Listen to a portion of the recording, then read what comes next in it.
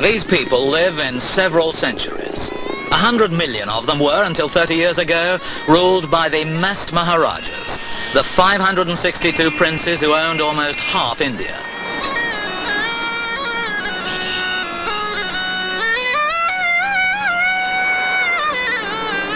When the 22 princely states of Rajputana were absorbed into the new republic and became Rajasthan, which still means abode of kings, this pink city of Jaipur was their capital, offering the spectacle of India, with all its ancient glory and almost holy poverty.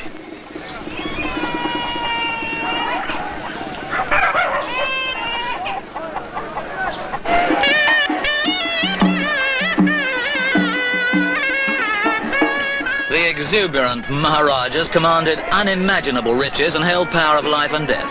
But upon Indian independence in 1947, were compelled to join the new union of the world's biggest democracy.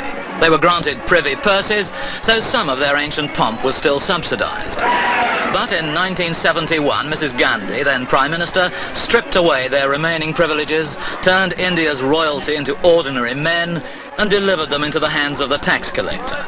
But it's not proved easy to get such abrupt demotion across to their former subjects, for these new citizens were not only highnesses, but holinesses, divine incarnations descended from God and, more directly, from families which had ruled for many centuries.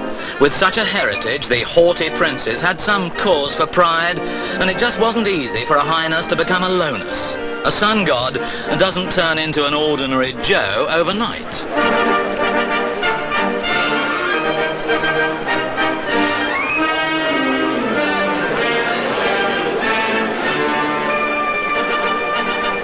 The proudest of all Maharajas come from Rajasthan, from the princely states of Jaipur, Jodhpur, Bikaner, Udaipur, and from neighbouring Gwalior. Like the princes, the noble capital of Jaipur resists change. The soaring palace of the winds, like an autumn sunset, is only a facade. Through its red honeycomb, the ladies of the Zanana, the harem, could watch the passing parade unobserved.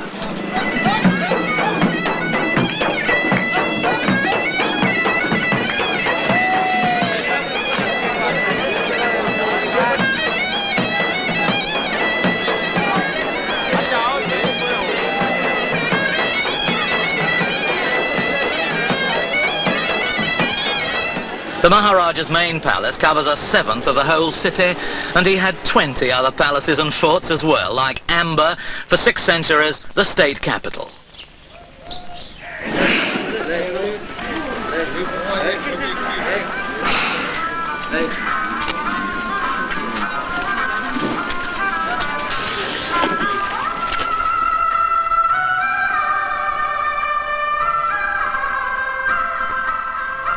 The move to the new capital 2.5 centuries ago left Amber a glorious ruin and open to another invasion.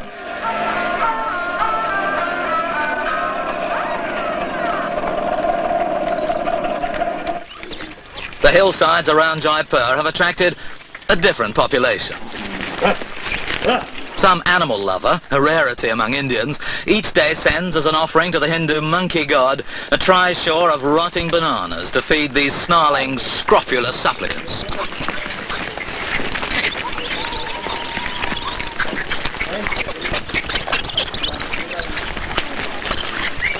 They also scrounge free drinks.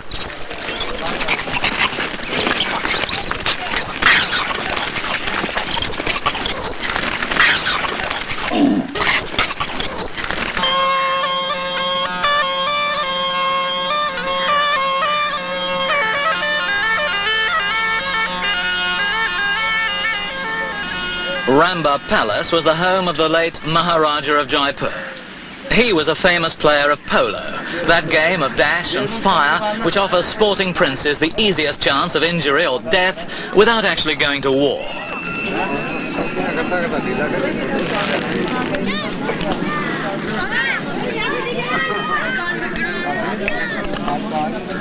Indeed, in 1970, late His Highness died in glory, still in the saddle, while playing in the Cotswolds for a team called the Lavender Tigers.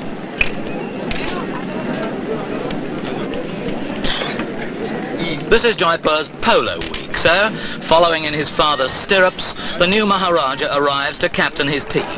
He went to Harrow, became a colonel in the commandos, and was the last prince to be recognised in India's official gazette. 8 weeks afterwards, the 40th Maharaja of Jaipur became officially known as Mr. Bhawani Singh, though still to his friends as Bubbles, a nickname awarded by an English nanny astounded at the outpouring of champagne which celebrated the birth of a male heir.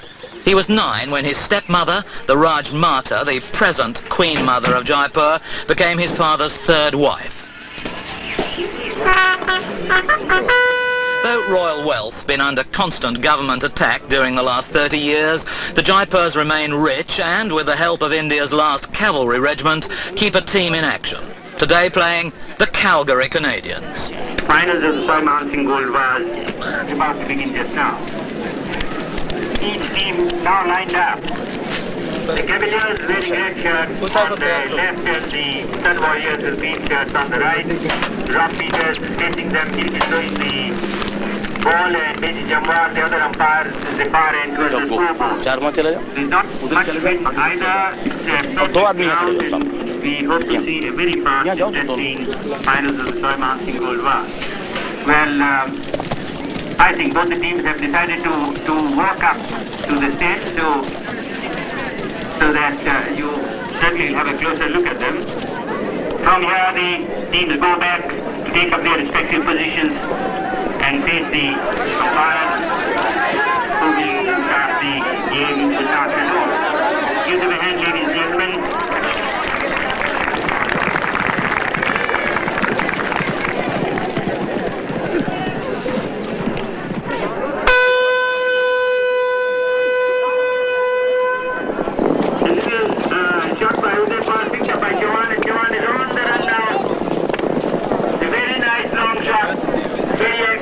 Going towards the goal.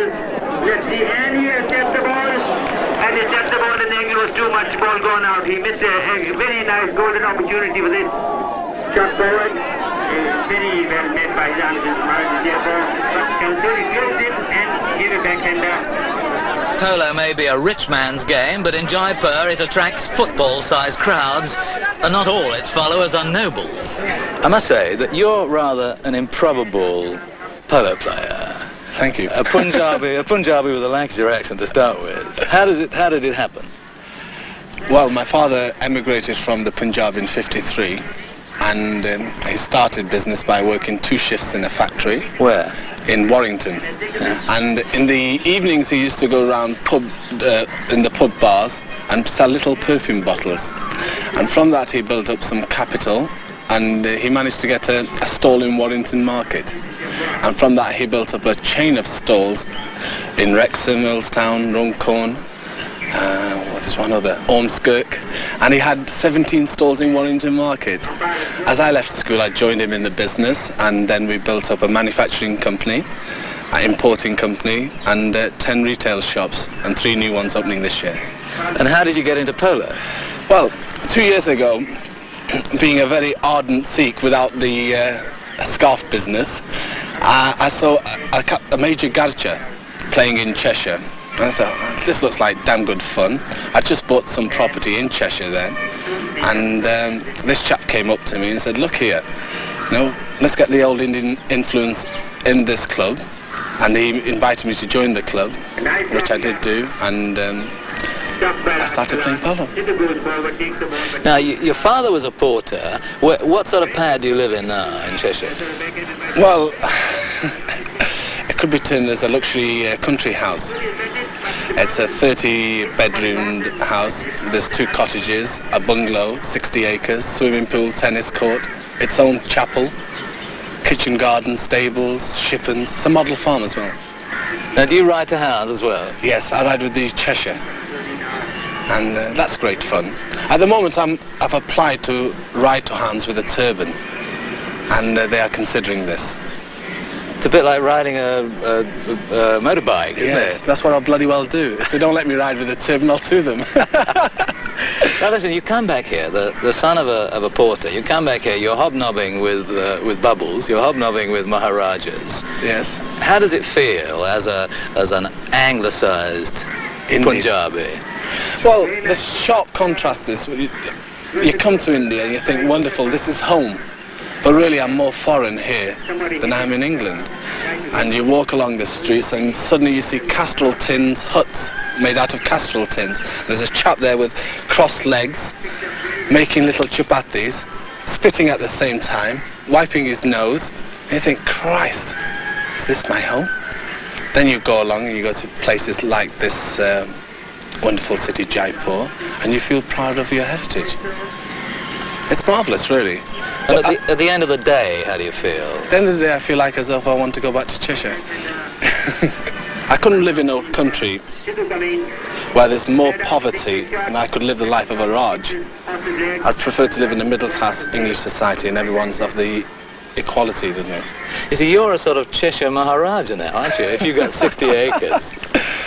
Yes, don't tell Maggie Thatcher about that. Now, how do you see the Maharajas here today in India? Is this your kind of India, a Maharaja still sad. existing? It's sad, because they are Maharajas. This particular Rajas of this city have had the throne for 1,000 years, and now it's all going. And they're wonderful people, really. That respect, there's always that respect for royalty or lords, as you have in England, and that's diminishing here.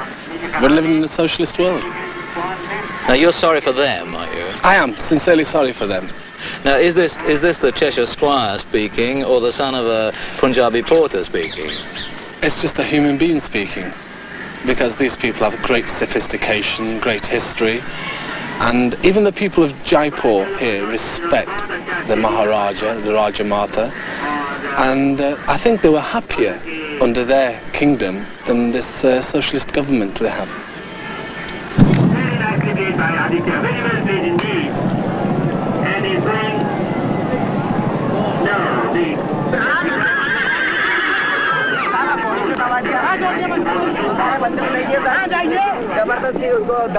Every Indian crowd seems to simmer to create its own tension. One of the players has just galloped into spectators behind the goalposts. The father figure takes over.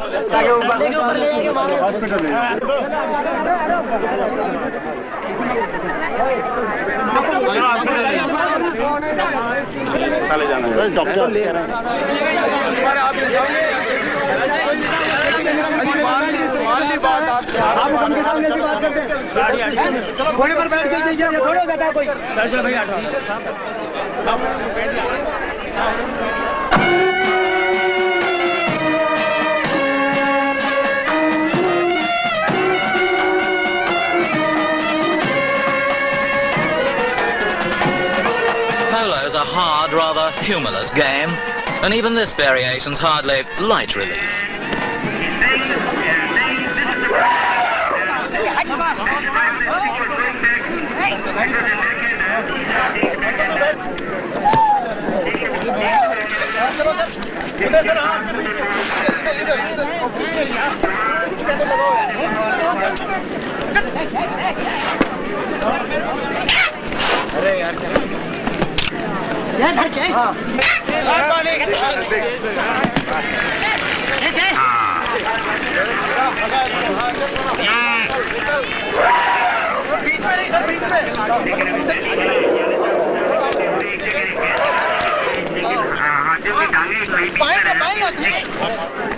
At twilight, the Rajmata makes the presentation, the traditional society vignette unchanged down the years.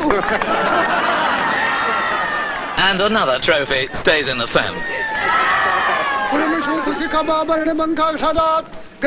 The victorious Bubbles leaves, but this being India, things don't always work, not even for royalty.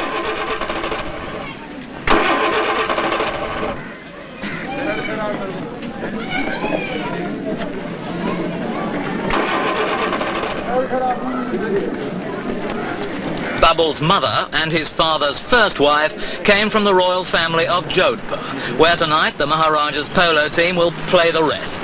The royal Cadillac arrives in good time for the first chukka.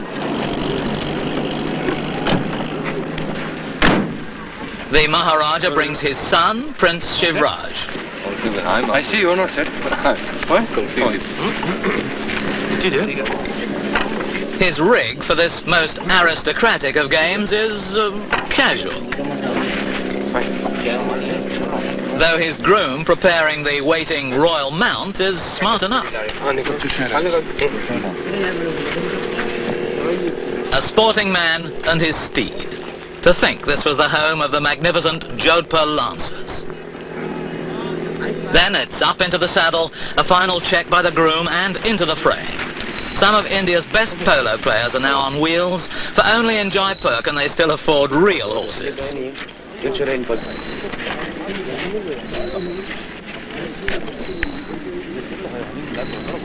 Bicycle polo may seem humble, but at least the conversation's posh enough.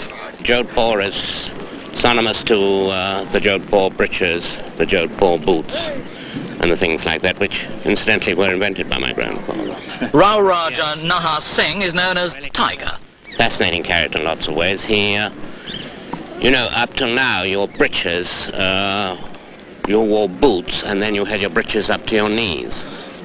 And what he did was, he said, it's a terrible bore if you're riding 3 times a day to pull on your boots and put them on. So he said, why not extend the cloth of your breeches down to your ankle and just pull on the whole thing as a cloth sort of thing, you see. And that was the Jodhpurs. Then he cut the boot off at the ankle, and that became known as your Jodhpur boot today, or what is known sometimes as a chukka boot. So both those two are synonymous to riding, and therefore to polo, and therefore to Jodhpur. It was all invented by my grandfather.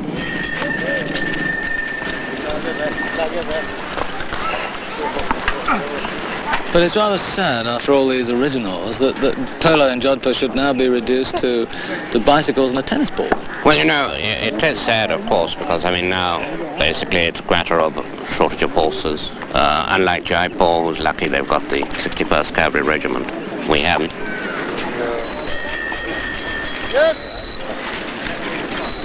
The main problem, I think, is stamina, really, to keep going at it. I mean, it's, you had to be a pretty good cycle rider, first. And secondly, of course, there's ball control and stick control. Pretty good cycle rider is not a very high art, is it? A lot of Not people really. ride bicycles. But one hand and sort of, you know, you've seen some of them when they're really expert, they can turn the bicycle on a dime. I see we've got an injury over there. A chain has come off.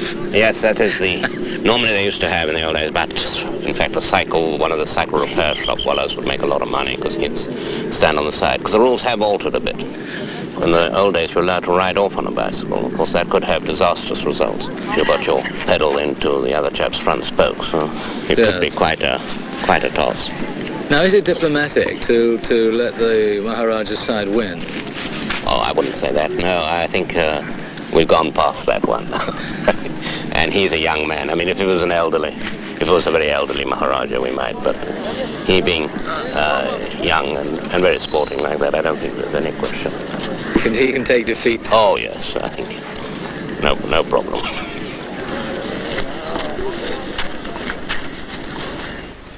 Only 50 years ago, the cycling Maharaja's palace cost £7 million to build.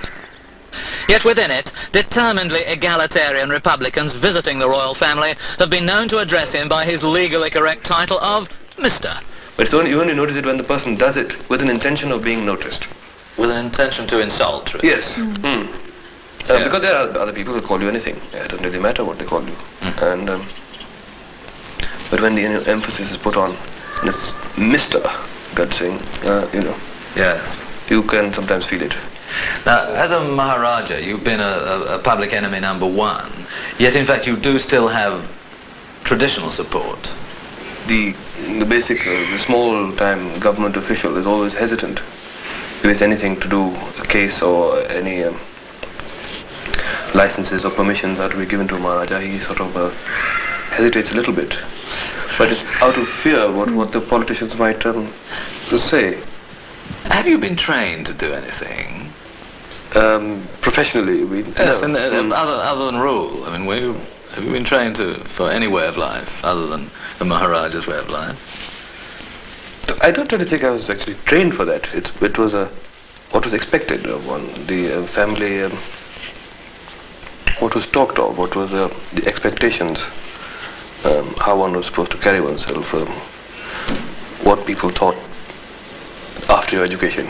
Only the thing that you're going in for this education because you have to come back one day and sort of take over things and be somebody.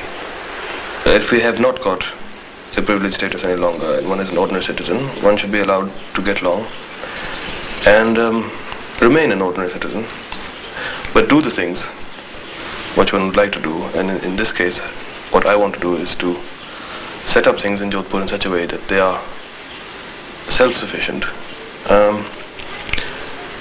but all the old buildings, monuments, whatever, whichever are in my control,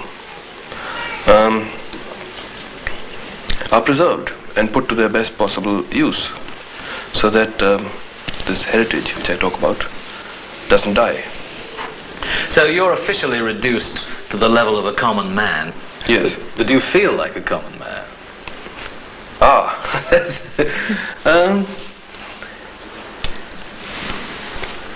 It's a difficult question. I don't know what to say about that. In many cases I would like to, yes. But people don't let you lot feel. of time from within and without, you're not allowed to. From without, the royal train of the Jodhpurs has been resurrected to carry foreign tourists when not transporting the prince and princess. I wondered how the Maharajas reacted to their sudden demotion to the ranks of ordinary men. What we wanted to resist was the method in which it was done. Because actually it was not necessary to have that kind of sledgehammer treatment. Yes. You had voluntarily signed away your birthright. Anyway, really. and Yes. I'm sure if things had been properly handled, this second phase could have also been voluntarily done. That was all as if the greatness of the government in putting us down and then giving out a few concessions to make us look humiliated.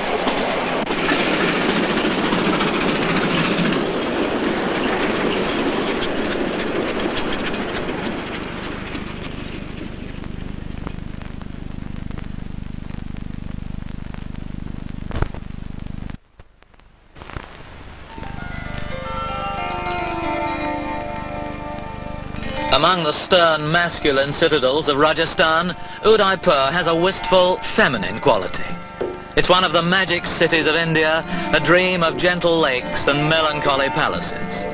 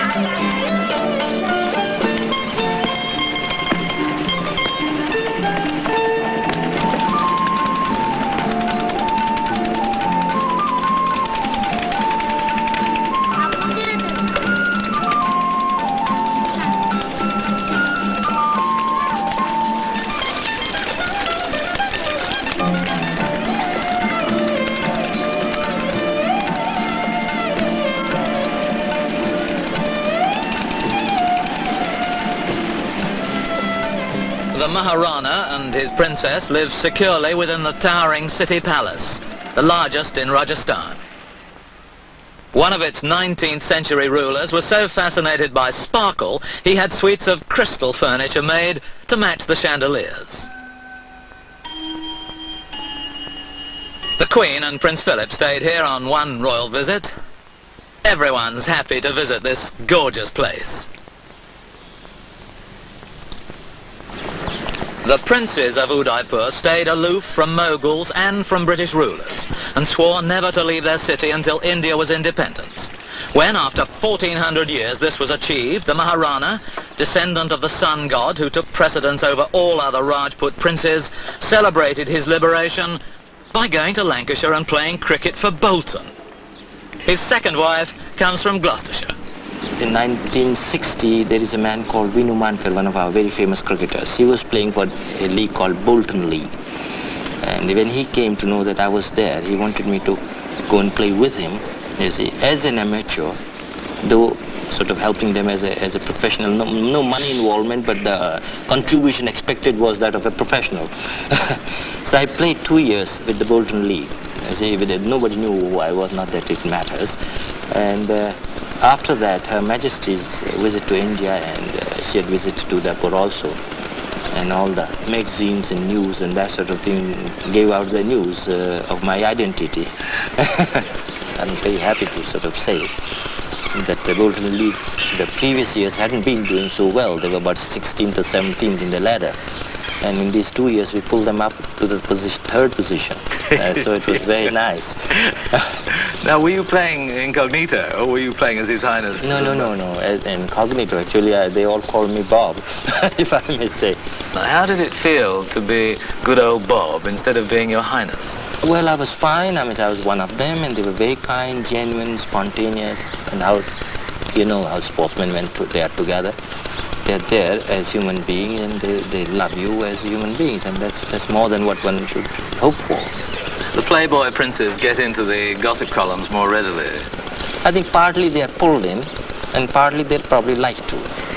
You see, partly they're dragged in because of this name of princess, as I said. It can be a curse also, so probably that's why they have to pay this penalty. And if they're not responsible, then they get this reflection on them, and I think the entire order, unfortunately, gets a bad name. By and large, I think they are not a bad lot. You took the unusual step in 1966 of taking as your second wife an English girl.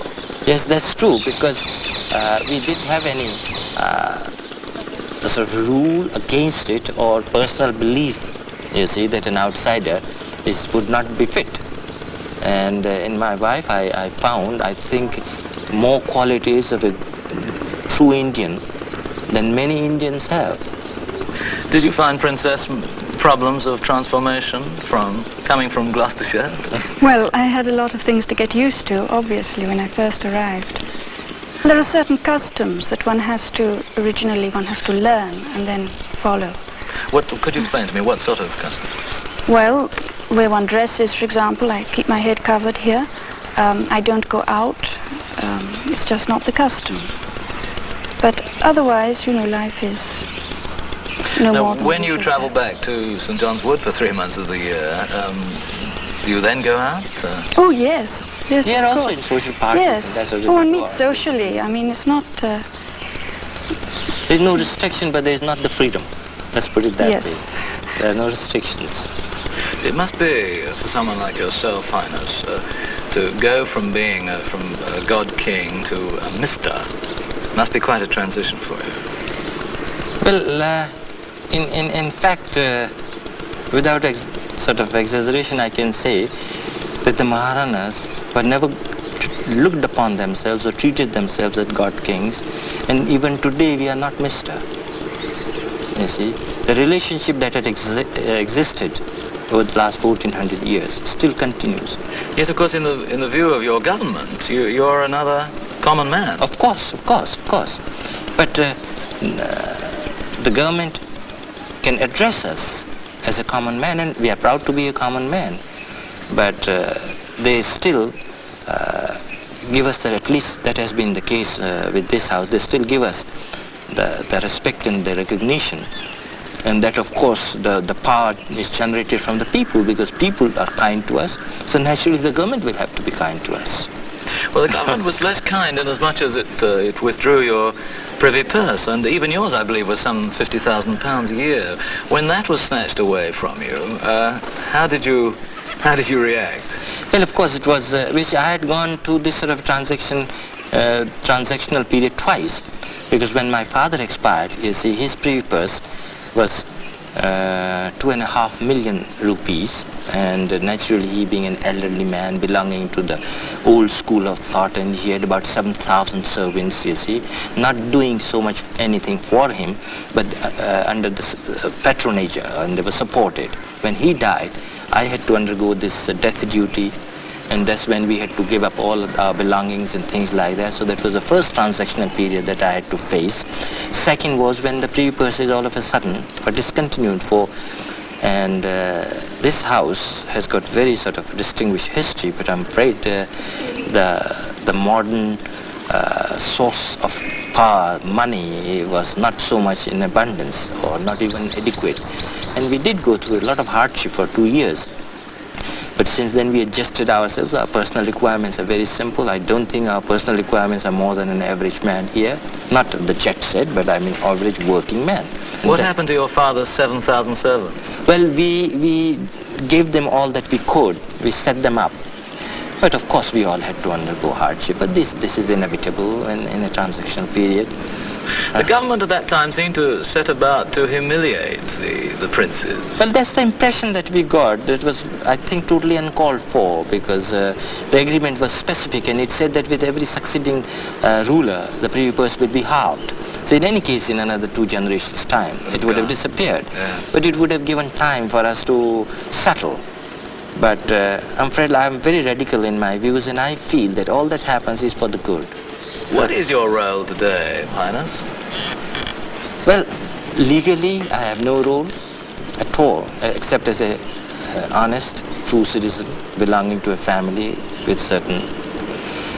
morally, we have still got a big role to play, because India basically consists of very simple people. But it's a continuous confidence that we enjoy, which is rather frightening and involves a great deal of responsibility.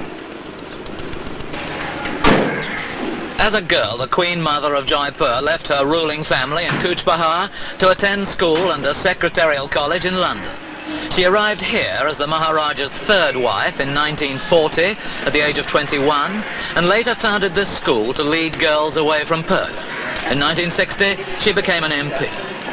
During the emergency, tax officials investigating the Jaipur's wealth invaded one of their palaces and reported seizing about a ton of gold plus half a ton of silver and jewelry.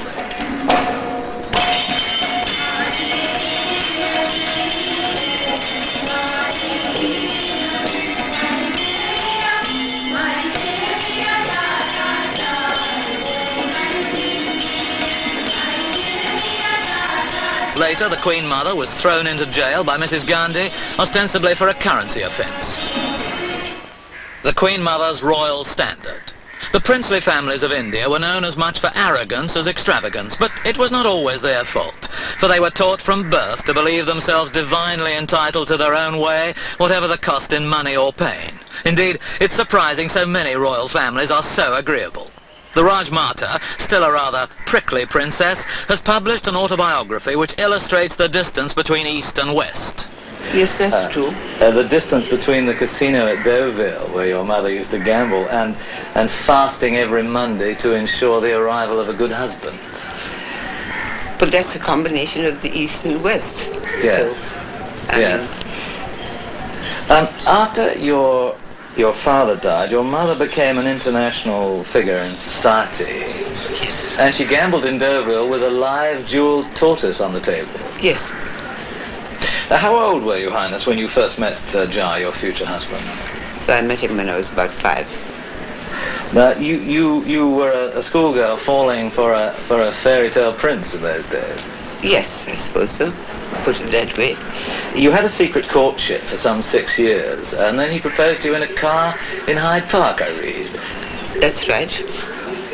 How did your emancipated mother think about your... She didn't, none of our family really approved of the marriage. But, well, we loved each other, so I suppose it's the same story all over the world. If people like each other and they want to be together, nobody can stop them. See, he had been married twice before. He had 2 other wives, but they were arranged marriages. Yes. Yours was a love marriage. Yes. In the 40s, were the people here in India still comfortable with the idea of polygamy? Yes, quite comfortable. They still would be if the laws hadn't stopped them. When you arrived here, there were still 400 women living in the zanana, in the harem. Yes. And there were also the palace eunuchs. Yes. Now that's something which has changed, presumably. No, I think there are still some there, I'm not sure. Well, you had never met your father-in-law, and indeed you never did meet him, and you No. only saw your mother-in-law once. I saw her more than once, but I spoke to her only once. You see, it's not accustomed to meet your father-in-law in this. Now, of course, it's changed because there's purdah, and from your elder-in-laws, you kept purdah in Rajasthan. This business of being ill and the doctor having to stand in the corridor Yes. outside. That happens with lots of people. It's not only for her. Yes. I mean, because they were in purdah, so they didn't see any anybody except male members of their family. How did his first two wives react to your arrival? That's very personal, and I wouldn't say that in public. That Don't like these questions. You know, they're too personal. I see. That you write in your book, which I suppose is not all that personal, that you had a civilized and mannerly relationship. Yes, it's already in the book, so why do you want to know more? That the people here looked upon you more as a Westerner than an Indian. They did, because, I mean, I didn't keep all the customs. I didn't cover my head the whole time. I didn't observe all the customs that people did over here. They were very strict in those days. That's why they thought I was more of a Westerner. How did the other rulers react to Jai's economy cuts? For example, the transformation of the Ramba into an hotel 20 years ago. Well, at first, they didn't think it was a very good thing to do, to make a palace into a hotel. They soon all converted theirs. I mean, in places where tourists came. I mean, he could have afforded to live in it. Yes. Quite easily. Yes. But the whole point was Jaipur needed a hotel, and we didn't need such a big palace. Now, you had the largest majority ever recorded in a democratic election. Yes. What do you think was the secret of your success? My husband. Really? I mean, he didn't campaign for me. He didn't come out campaigning or anything like that. But the love and the respect and the trust that people had for him and his family. You write in your book about the shoddy, meaningless world of public life. Well, what I meant by that was that you really can't do much for the public, and so therefore there's not much point in being in politics. I'd be bogged down in the same thing. I could tomorrow if I wanted to. You could, of course, easily live in Europe now, enjoying the kind of social life you've been used to, the Ascot life. We have our Ascot life in India too. Quite a few people do. What were the satisfactions of the political life? There weren't any. You were a friend and admirer of Pandit Nehru, but how did you get along with his daughter? I hardly met his daughter. When I used to meet her, I got along well. You got along well enough for her to put you in jail. It was just a vendetta, according to them. I don't know why I was put in jail, no. In the emergency, were you expecting to be arrested? Yes, I had. You had? Ever since the emergency came and many political leaders were arrested, I realized that I'd have to go. Were you given any special treatment in jail? What kind of special treatment? A special, a more comfortable cell? No, I didn't have a cell, luckily, because there were no cells left. They were all occupied. Jails were very full, like five-star hotels in the holiday season. All the cells were absolutely full. Who were your other jail mates? Oh, quite all sorts of people, because there were sort of all kinds of people. There were prostitutes, there were murderesses, there were pickpockets, there were vagrants, there were mad people. There were quite a lot of political prisoners, and well, a mixed bag.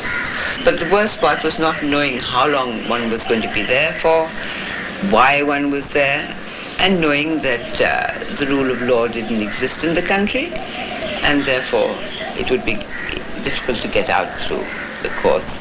I know that many of your friends and political allies were in prison, but it seems remarkable that your son Bubbles, who was a highly decorated and apolitical army officer, it seems remarkable that if they had put me in prison under Misa, which most political prisoners went to prison under, then they wouldn't have taken Bubbles, but they put me under what they call coffee pose, a conservation of foreign exchange or something, And they could not just signal me out in the family, so they had to put poor Bubbles in jail as well to show that it wasn't just personal.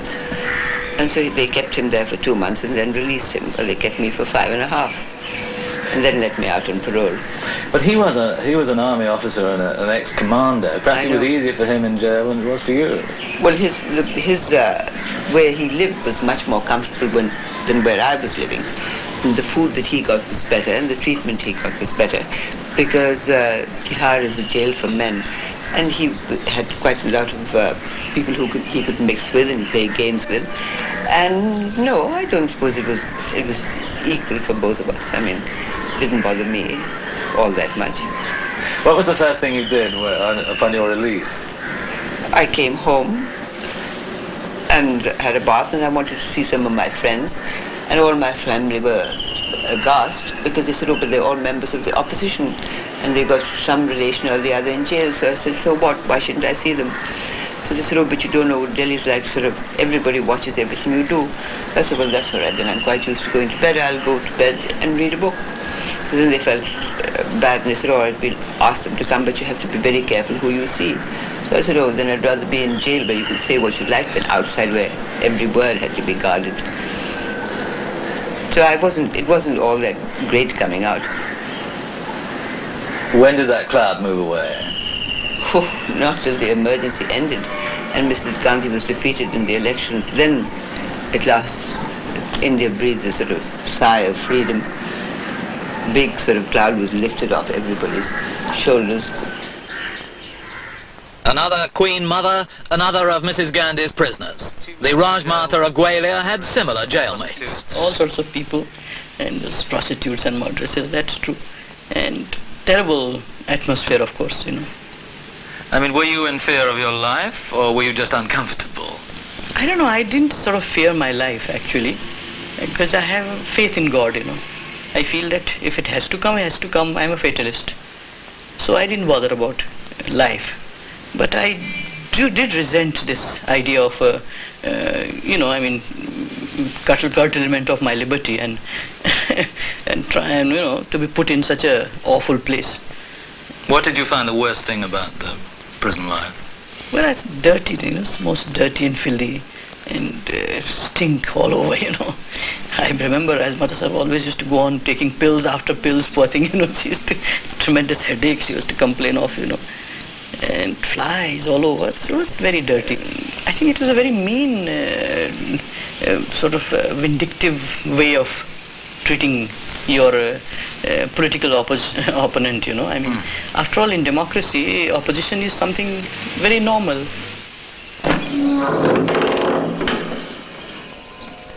Not one of Mrs. Gandhi's jails, but the fortified 15th century city of Bikaner, at the heart of a desert kingdom on the ancient camel route from Africa. The pavilions of the 500-year-old fort stand above walls 30 feet thick, guarding a honeycomb of intricate sandstone.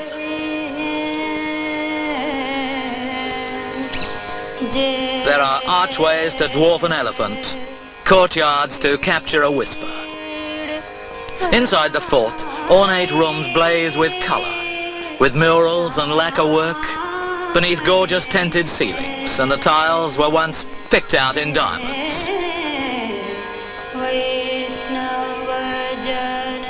The present Maharaja of Bikaner lives in a nearby palace amid less beauty but more ferocity.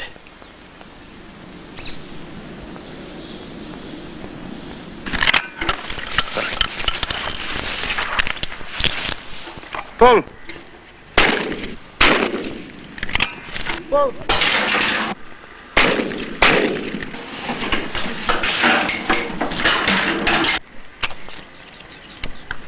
Pull. Pull. Pull. Your ancestors have all been great huntsmen. Yes. I'm told your grandfather shot 1,000 grouse in a morning. Well, that was my father. He shot about 917 in about 3 hours. Shot 11,000 in 2 days when King George was here. But that was a long time ago, and that many grouse don't come anymore. Now, you prefer shooting clay pigeons to sandgrouse. Yes, I'm a game conservationist, and being a vegetarian and a teetotaler, I seem to prefer a sport where no life is taken. You don't shoot anything because your ancestors shot everything. Oh, I wouldn't say that. I do shoot grouse or duck once in a way, but that's about half a dozen in the whole year. And most of the time I concentrate on traps. Now you represented your country at the Olympics in Rome and in Mexico City. And Tokyo and Mexico, and in Munich. So all those sand grouse didn't die in vain. The Maharaja today fights a losing battle with officialdom. The state, for instance, has requisitioned his well and is now selling his water back to him. This palace was built by my grandfather. This was about the turn of the century and ready in 1902. Yes.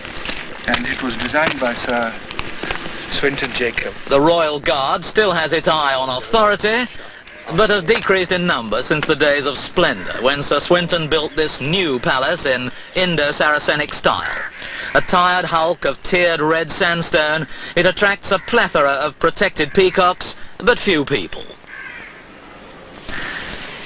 We had our own decorations and medals after becoming a state. And then the parties on Christmas. It was quite an occasion. When I was a child, I remember we used to go get toys off the Christmas tree. And Father Christmas would come over on an elephant. And then, of course, these dinner parties with 300 people sitting down. I was about 19 when he died. And I had the unique opportunity of going along to the Middle East war front with him, because he was one of those who believed that a man wasn't a man unless he was under war conditions, you know, under bombing and firing and all that kind of thing. This is the fiery tradition of the Rajputs. That, and of course, and I think it's a tradition of your great country too. What do you see as your role today? As an ex-MP? As an ex-MP and as a present Maharaja? Well, the present Maharaja doesn't mean much today, but as an ex-MP, I guess I've still got a lot of contacts with the people, because I served them for 25 years in the role as a member of parliament. Now, most Maharajas, I suppose, went into politics for self-preservation. Why did you go in? Well, I've always been a socialistic at heart, because even though I may live in a palace, my mind has always been close to the people who were underprivileged. And I feel probably the most happy when I'm traveling and meeting with people who are not so well placed in life. Even in England, for instance, when I go around, I meet miners and people working on the roadsides and in pubs and all that. I enjoy talking to them. A socialist Maharaja seems almost a contradiction in terms, doesn't it? Well, not really, because if you look at it this way, after all, whether you are a Maharaja or anybody else, you are a human being first. And as long as one feels that we have these human values to go by, then I think the other things are just sort of trappings, you know, like a coat you wear on. It doesn't count to me anyway. But is this a trapping? Yes, I consider myself a caretaker here, because this was built by great men, and it has fallen on my shoulders to look after it. And I honestly don't regard this as mine anymore. I regard this as a sacred trust. The fact that I came from this family of 500 years of rulership automatically gave me a position whereby the people came to me and they automatically respected me. The princes have still been able to retain a position of prestige in the eyes of the people.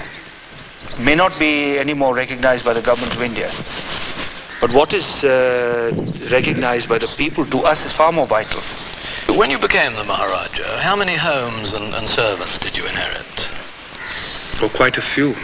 I think we had altogether, counting, about 18 houses, counting one in England in Chertsey, and one in Chantilly in France, and Bombay, Delhi, and all over places.